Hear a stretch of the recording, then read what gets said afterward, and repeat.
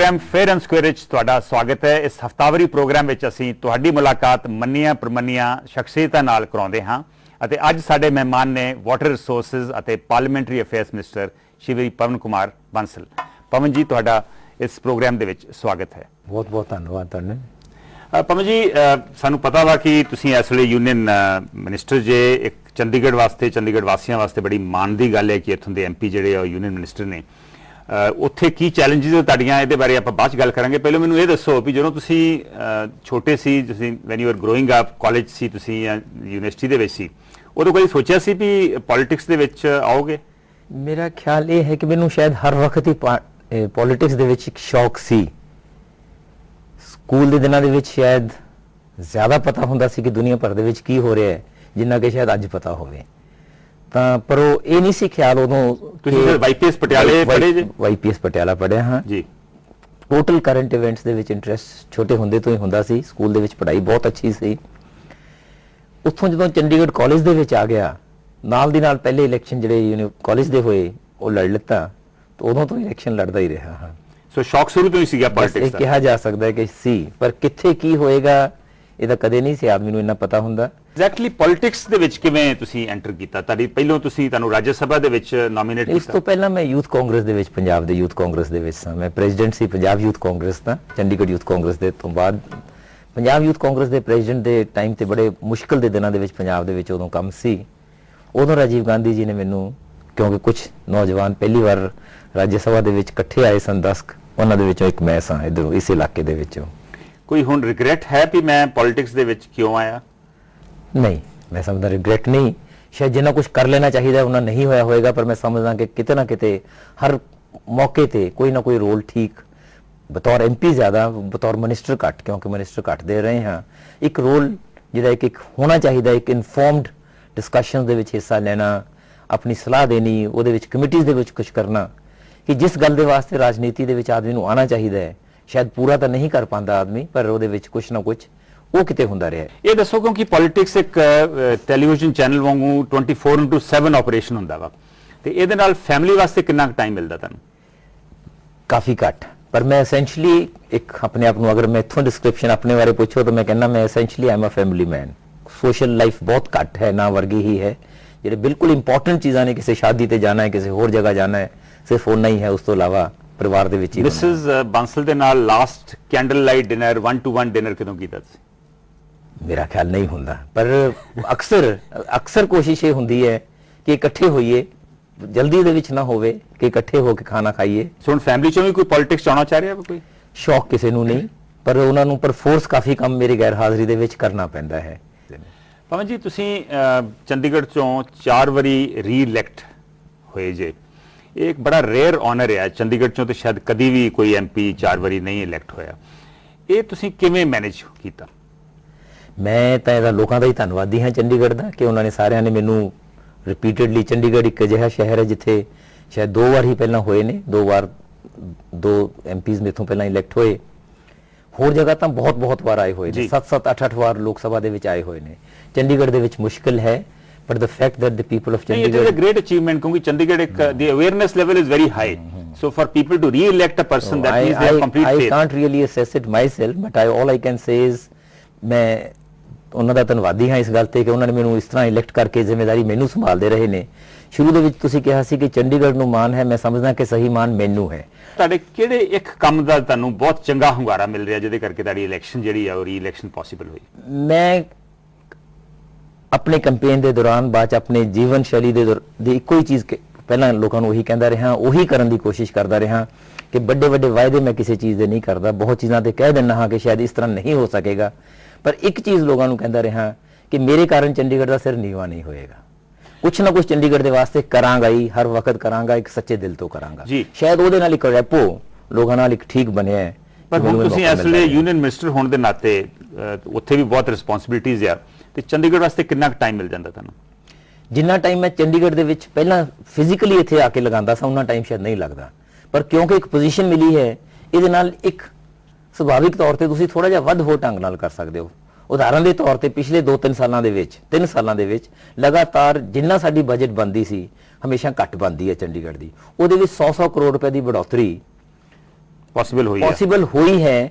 ਅਗਰ ਨਵੀਂ ਲੇਕ ਬਣਾਉਣ ਦੇ ਵਾਸਤੇ 2 ਲੇਕਸ ਛੋਟੀਆਂ ਹੋਰ ਬਣੀਆਂ, ਉਹਨੂੰ ਜਗ੍ਹਾ ਨੂੰ ਸੋਹਣਾ ਕਰਨ ਦੇ ਵਾਸਤੇ, ਇੱਕ ਟੂਰਿਜ਼ਮ ਸਪੌਟ ਡਿਵੈਲਪ ਕਰਨ ਦੇ ਵਾਸਤੇ, ਗਰਾਊਂਡ ਵਾਟਰ ਨੂੰ ਰੀਚਾਰਜ ਕਰਨ ਵਾਸਤੇ ਉਹ ਲੇਕਸ ਕੰਮ ਕਰਨ, ਉਹਨਾਂ ਦੇ ਲਈ ਵੀ ਅਲੱਗ-ਅਲੱਗ ਚੀਜ਼ਾਂ ਦੇ ਵਾਸਤੇ ਪੈਸਾ ਕੇਂਦਰ ਚੋਂ ਵੱਖੋ-ਵੱਖ ਸਕੀਮਾਂ ਦੇ ਤਹਿਤ ਥੋੜਾ ਜਿੰਨਾ ਰੂਟੀਨ 'ਚ ਮਿਲਦਾ ਜਾਂ ਨਾ ਮਿਲਦਾ ਉਦੋਂ ਵੱਧ ਲੈਂਦੇ ਹੀ ਰਹੇ ਹਾਂ ਜੀ। ਪਵਨ ਜੀ, ਤੁਸੀਂ 4 ਵਾਰੀ ਇੱਥੋਂ ਰੀ-ਇਲੈਕਟ ਹੋਏ ਜੇ, ਪਰ ਫਿਰ ਵੀ ਜਿਹੜੀ ਕਾਂਗਰਸ ਦੀ ਸਟੇਟ ਹੈ, ਜਿਹੜੀ the state of the Congress in Chandigarh, Aam feeling ਹੈ ਕਿ ਕਾਂਗਰਸ is fractured, divided, ਇਹ ਕਿਉਂ ਆ?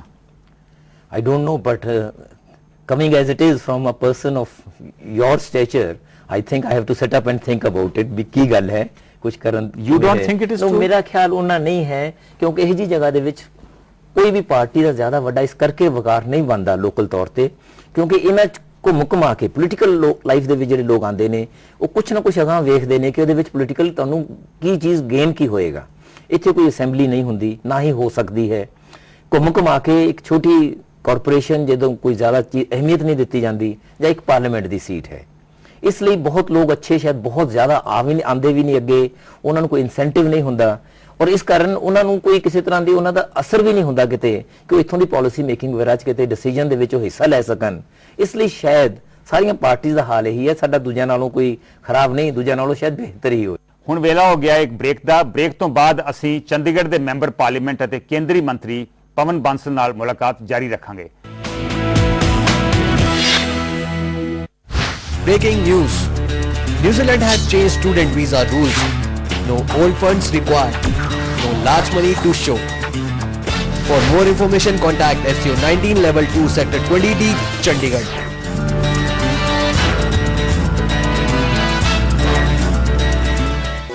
Art and culture. Lifestyle and trends. Celeb interviews. ਚੱਕਦੇ ਪੱਟੇ ਸ਼ੇਰਾ कि आज के ज़माने में मार्केटिंग बहुत ज़रूरी है। So nice of you, all of you. सत श्री अकाल। Bollywood. It's all about celebrating life on Marriott.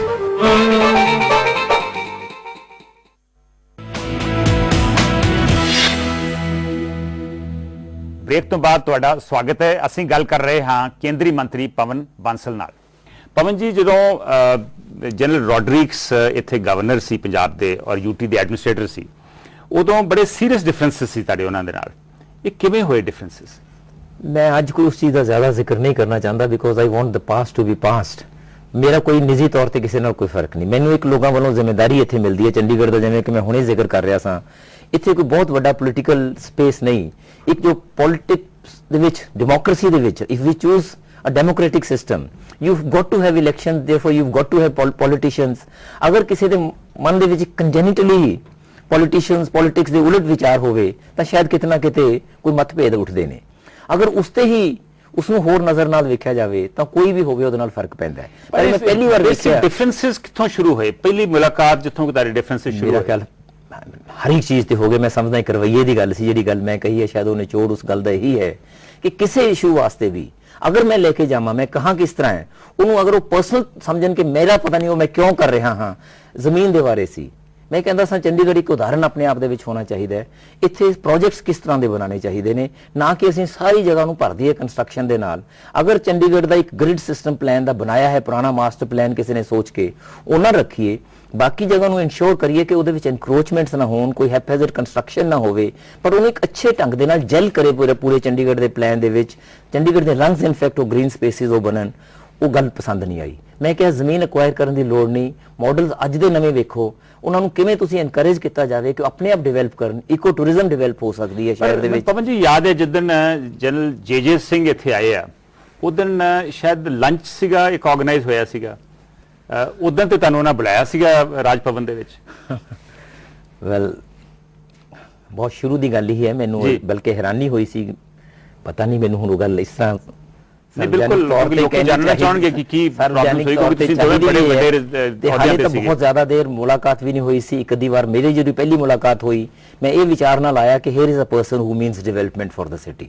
ਮੈਨੂੰ ਬੜਾ ਅੱਛਾ ਲੱਗਿਆ ਸੀ। ਉਸ ਤੋਂ ਪਹਿਲਾਂ ਇੱਕ ਅੱਧੀ ਮੀਟਿੰਗ ਹੋਈ ਸੀ, ਪਤਾ ਨਹੀਂ ਕਿਸ ਚੀਜ਼ ਤੋਂ ਉਸ ਤੋਂ ਬਾਅਦ ਕੀ ਵਿਊ ਬਣਾਇਆ। ਕਿਸੇ ਚੀਜ਼ ਤੇ ਮੇਰੀ ਕੋਈ ਚਿੱਠੀ ਲਿਖੀ ਗਈ ਜਿਹੜੀ ਮੇਰਾ ਫਰਜ਼ ਬਣਦਾ ਹੈ ਲਿਖਣਾ, ਉਸ ਤੋਂ ਜਿਹੜੀ ਮੌਕੇ ਦਾ ਤੁਸੀਂ ਜ਼ਿਕਰ ਕਰਦੇ ਹੋ ਮੈਨੂੰ ਦੇਖਦੇ ਹੋਏ I mean I was shocked to hear him say that I mean now since you asked me that ਪਤਾ ਨਹੀਂ ਤੁਸੀਂ ਸੀ ਉਸ ਦਿਨ ਕੀ ਨਹੀਂ ਮੈਨੂੰ ਖਿਆਲ ਨਹੀਂ he says here is a person who doesn't know I mean he is a fellow who doesn't know whether to jump into my bandwagon or to oppose me. I said, I beg your pardon. I would never jump into anyone's bandwagon.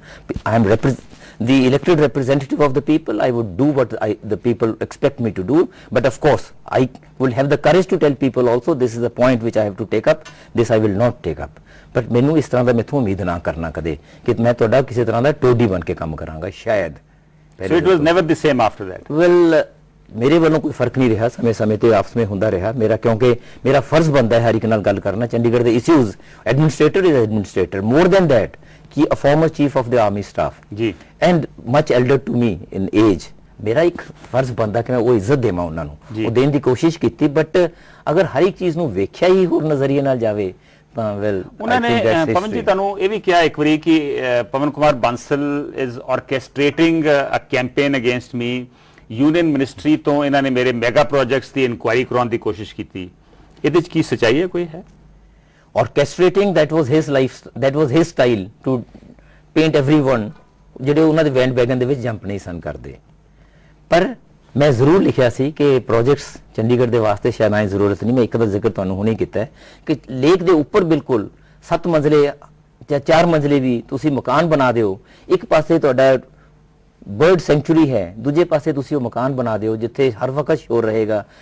ਉੱਥੇ ਜ਼ਿਆਦਾ ਆਵਾਜਾਈ ਵੱਧ ਜਾਏਗੀ ਉਹਦੀ ਜਗ੍ਹਾ ਇਕੋ tourism ਕਿਉਂ ਨਹੀਂ ਉੱਥੇ ਕਰ ਦਿੰਦੇ ਅਗਰ ਉਹ ਸੁਜੈਸ਼ਨ ਵੀ ਉਹਨਾਂ ਨੂੰ ਇਹ ਲੱਗੀ ਕਿ ਮੈਂ ਉਹਨਾਂ ਦੇ ਪ੍ਰੋਜੈਕਟ ਨੂੰ ਇਤਰਾਜ਼ ਕਰ ਰਿਹਾ ਮੈਂ ਇੱਕ ਪ੍ਰੋਜੈਕਟ ਦਾ ਹੋਰ ਇਤਰਾਜ਼ ਕੀਤਾ ਸੀ ਉਹ ਕਿ ਚੰਡੀਗੜ੍ਹ ਦੇ ਵਿੱਚ ਇਹਨੂੰ terminal market fruit and vegetable terminal market ਬਣਾਉਣਾ ਚਾਹੁੰਦੇ ਨੇ now you must look into the entire background Pandit Nehru ਅਤੇ ਉਸ ਤੋਂ ਬਾਅਦ ਕੈਰੋਂ ਸਾਹਿਬ ਨੇ ਕਿਸ ਢੰਗ ਦੇ ਨਾਲ ਚੰਡੀਗੜ੍ਹ ਨੂੰ ਬਿਲਡ ਕਰਨਾ ਚਾਹਿਆ ਚੰਡੀਗੜ੍ਹ ਦੇ ਵਿੱਚ ਅੱਜ ਇੱਕ ਕੰਜ਼ਿਊਮਰ ਸਿਟੀ ਹੋ ਸਕਦੀ ਹੈ ਇੱਥੇ 5-6 ਅੱਛੇ ਫਰੂਟ ਐਂਡ ਵੈਜੀਟੇਬਲ ਮਾਲਸ ਹੋਣ ਅੱਛੇ ਜਿੱਥੇ ਲੋਕ ਅੱਛੀ ਕੁਆਲਿਟੀ ਸ਼ਾਪਿੰਗ ਲਈ ਜਾਣ ਅੱਛੀ ਗੱਲ ਹੈ ਪਰ ਟਰਮੀਨਲ ਮਾਰਕੀਟ ਕਿ ਸਾਰਾ ਫਰੂਟ ਏਰੀਆ ਦਾ ਵੈਜੀਟੇਬਲਸ ਇੱਥੇ ਇਕੱਠੀਆਂ ਹੋਣ ਇੱਥੇ ਉਹਨਾਂ ਦੀ ਪ੍ਰੋਸੈਸਿੰਗ ਹੋਵੇ ਸਲਸ਼ ਇੱਥੇ ਰਹਿ ਜਾਏ ਬਾਕੀ ਨੂੰ ਅਸੀਂ ਪੈਕ ਕਰਕੇ ਬਾਹਰ ਭੇਜ ਦਈਏ ਇਸ ਚੰਡੀਗੜ੍ਹ ਦਾ place for this I said ਮੇਰਾ ਖਿਆਲ ਹੈ ਸਾਨੂੰ ਮੁੜ ਕੇ ਸੋਚਣ ਦੀ ਲੋੜ ਹੈ ਪ੍ਰੋਜੈਕਟ ਵਾਸਤੇ ਹੀ ਥਾਟ ਕੋਈ ਵੀ ਗੱਲ ਉਹਨਾਂ ਨੂੰ ਸੁਜੈਸਟ ਕਰੋ ਅਸੀਂ ਜ਼ਿਆਦਾ ਕਹਿ ਬੈਠੇ ਆ ਇੰਨੀ ਦੇਰ ਦੇ ਵਿੱਚ ਉਹਨਾਂ ਤੇ ਕਿ ਉਹ ਲੱਗਦਾ ਸੀ ਕਿ ਮੇਰੀ ਪਰਸਨਲ ਓਪੋਜੀਸ਼ਨ ਇੱਕ ਵਾਰੀ ਉਹਨਾਂ ਨਾਲ ਪਵਨ ਜੀ ਗੱਲ ਕੀਤੀ ਆ ਕਿ ਆ ਮੈਗਾ ਪ੍ਰੋਜੈਕਟ ਜਿਹੜਾ ਵਾ ਇਹ ਟੇਕ ਆਫ ਕਿਉਂ ਨਹੀਂ ਹੋਇਆ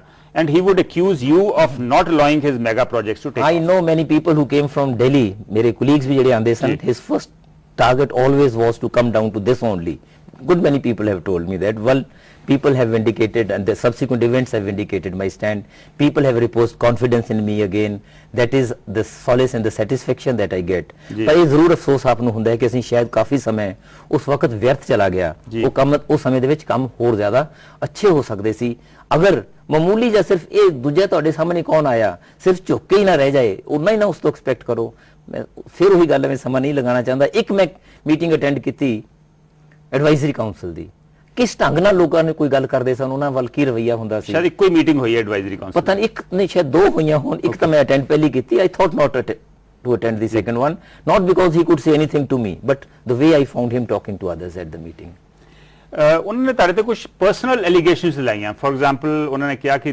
ਦਿੱਲੀ ਪਬਲਿਕ ਸਕੂਲ ਜਿਹੜਾ ਚੰਡੀਗੜ੍ਹ ਦੇ ਵਿੱਚ ਆਇਆ ਵਾ ਉਹਦੇ ਵਿੱਚ ਤੁਹਾਡਾ ਇੱਕ ਪਰਸਨਲ ਇੰਟਰਸਟ ਸੀ ਦਿੱਲੀ ਪਬਲਿਕ ਸਕੂਲ ਦੇ ਵਿੱਚ ਇੱਕ ਪਰਸਨਲ ਇੰਟਰਸਟ ਨਹੀਂ ਮੇਰਾ ਟੋਟਲ ਪਰਸਨਲ ਇੰਟਰਸਟ ਸੀ ਜੀ ਪਰਸਨਲ ਇੰਟਰਸਟ ਜ਼ਰੂਰੀ ਪੈਸੇ ਵਾਸਤੇ ਨਹੀਂ ਹੁੰਦਾ ਇੱਕ ਅੱਛੀ ਇੰਸਟੀਚਿਊਟ ਲਿਆਉਣ ਵਾਸਤੇ ਹੁੰਦਾ ਹੈ ਐਂਡ ਇਹ ਤੁਸੀਂ ਇੱਕ ਹੋਰ ਗੱਲ ਖਾਸ ਵਧੀਆ ਕਹਿ ਦਿੱਤੀ ਦਿਸ ਅਗੇਨ ਇੱਕ ਥਾਟ ਪ੍ਰੋਸੈਸ ਦੂਜੇ ਪਾਸੇ ਕੀ ਸੀ ਇਹ ਉਹ ਜ਼ਾਹਿਰ ਕਰਦਾ ਹੈ ਕਿਉਂਕਿ ਅਗਰ ਮੈਂ 2-4 ਇਸ਼ੂਜ਼ ਟੇਕ ਅਪ ਕੀਤੀਆਂ ਉਹਨਾਂ ਨੇ ਕਿਹਾ ਇਸ ਆਦਮੀ ਨੂੰ ਚੁੱਪ ਕਿਵੇਂ ਕਰਾਇਆ ਜਾ ਸਕਦਾ ਭਾਲੋ ਕੁਝ ਕੀ ਹੈ and why could he not find anything against me if there was something wrong doing on that ਜਿਹੜਾ ਉਸ ਵਕਤ ਮੇਰੇ ਖਿਲਾਫ ਇੱਥੋਂ ਦੇ ਮੇਰੇ ਹੋਰ ਮੁਖਾਲਫਾਂ ਨੇ ਵੀ ਉਸ ਨੂੰ ਬਹੁਤ ਉਠਾਇਆ ਬਹੁਤ ਇਲੈਕਸ਼ਨ ਦੇ ਵਿੱਚ ਉਹ ਇਸ਼ੂ ਰਿਹਾ ਉਸ ਦੇ ਬਾਵਜੂਦ ਲੋਕਾਂ ਨੇ ਮੈਨੂੰ ਆਏ ਇਲੈਕਸ਼ਨ ਦੇ ਵਿੱਚ ਵੱਧ ਕੇ ਵੋਟਾਂ ਨਾਲ ਜਿਤਾਇਆ ਅਗਰ ਉਹਨਾਂ ਦੇ ਵਿੱਚ ਦਮ ਸੀ ਅਗਰ ਮੇਰੇ ਪੂਰੇ ਐਕਸ਼ਨ ਦੇ ਵਿੱਚ ਉਹ ਸਕੂਲ ਨੂੰ ਜਗ੍ਹਾ ਮਿਲਣ ਦੇ ਵਿੱਚ ਕੋਈ wrong doing C and school ਨੂੰ ਇਕੱਲੇ ਨੂੰ ਨਹੀਂ ਸੀ ਮਿਲਿਆ 22 ਸਕੂਲਾਂ ਨੂੰ ਜਗ੍ਹਾ ਉਸ ਵਕਤ ਮਿਲੀ ਸੀ ਇੱਕ ਪਾਲਿਸੀ ਦੇ ਤਹਿਤ but did you have any personal family interest in Delhi Public School it is we are the people the ਇੱਥੇ ਜਿਹੜੇ ਹੈ